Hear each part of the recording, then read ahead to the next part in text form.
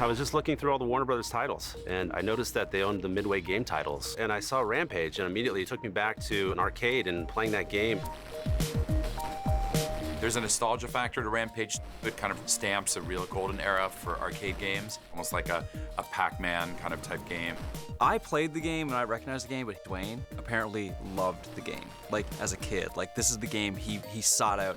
I've spent many hours upon hours at a local pool hall in Hawaii. Oftentimes I would skip skull and quarters after quarters into Rampage.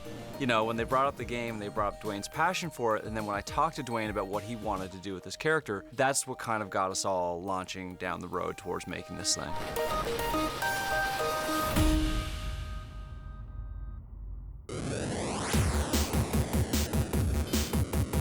A little over 3 decades ago, I was working as a video game animator, game designer for Bally Midway. We did a lot of things in that game that nobody ever did before.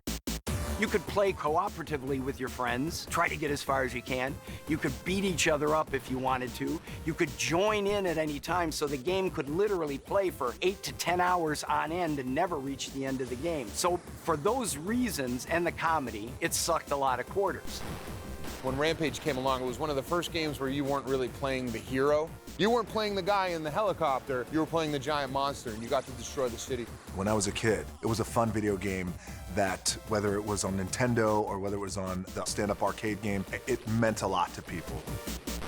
I identified with George because I created him first, and then we needed little human pictures. So at the beginning of that very first arcade game, as the teletype comes up and you can see a little picture of a human, Lizzie was my wife, and Ralph was Jeff Nauman, the programmer. That game, which is basically Angry Birds for my childhood, it was so much fun to take control of those monsters and be able to attack a building and have it come down under your power. It was awesome. It was more about what surprise are we gonna see next? What is behind that window? It's a cake, I eat the cake. It's a man in the bathtub, I eat the man. I punch it a third time, the shower head comes around and squirts me in the face.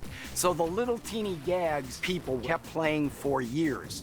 Me and my generation spent hundreds and hundreds of dollars in quarters on that damn machine. So I'm happy to be here because I feel like this is a way that I'm actually making some of that money back that I spent on the 1986 Rampage arcade game.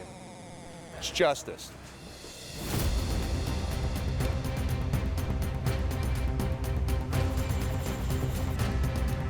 What I think that we borrow from the game is a tone, like a fun tone. When I looked at what it was offering in terms of the creative elements I thought I had to deliver on in the movie and the freedom it allowed me to do to go kind of develop the story, that's when I got really intrigued. Nice. Nice take. One for fun. Great take. You know, it's just so funny how sometimes things come full circle like this. Years later, heard from a producing partner, Beau Flynn, and he says, we have this idea. Have you ever heard of Rampage? I said, have I ever heard of Rampage? Dude, I love Rampage. I've wanted to make a monster movie my entire career. I've been producing for a long time.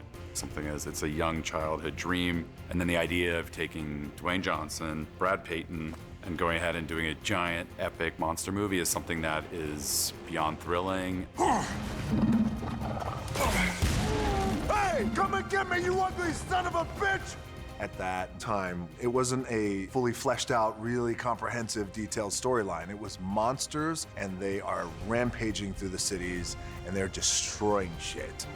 I started to hear pitches from writers. Lots of writers came in with lots of different takes, including going as true to the game as possible, where it's actually humans mutating into these monsters. But then there was just this one take that stood out, and it was Ryan Engle. It was like an opportunity to do a badass monster movie, to do a love letter to my favorite 1980s monster movies that I grew up with, Jaws, Jurassic Park. But then you have to kind of go, okay, well, how do I do a movie about these animals and tell a story that's emotional, that's action-oriented, and where the animals aren't the heroes?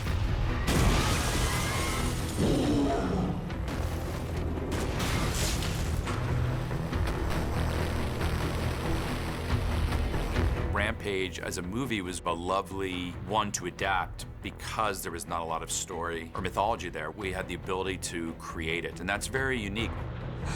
They're here. 3 big, scary, badass creatures from the game. It was just sort of a jumping off point. There's a couple Easter eggs in the movie. In our villain's office, you'll notice In the background, there is a stand-up Rampage game. I'd say that's Easter egg number one. If you watch closely, you will see George pull someone out of a building and eat them. It's something that we did in the background because we didn't want to step on the big moment when he eats Claire later in the movie. In the video game, there's a woman who wears a red dress. The girl in the red dress is something that was critical, and it is a spectacular centerpiece of the movie. It seems like all the best people are coming together to make this thing that ultimately was just a fun thing for me to do 30 years ago into this incredible production. The opportunity to tell a story that was connected to something that was really deeply personal to me. It was just incredible. You mess with my friend, you mess with me, mother!